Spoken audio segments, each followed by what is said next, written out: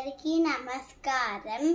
ఈరోజు నేను 12వ అధ్యాయంలో 5-6 శ్లోకాలు చెప్పబోతున్నాను.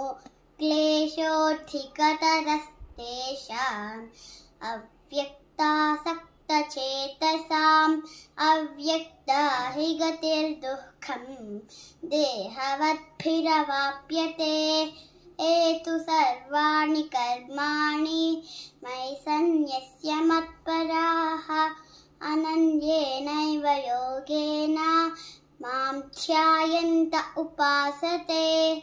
ఇక్కడ 5వ శ్లోకంలో అవ్యక్తాహి గతిర్దుఃఖం, ఇక్కడ కాకి ముందు విసర్గా ఉంది, దానిని హెచ్ సౌండ్తో పలకాలి. ఎలాగంటే దుఃఖం అని పలకాలి. నా వీడియో నచ్చితే లైక్ చేసి సబ్స్క్రైబ్ చేయండి.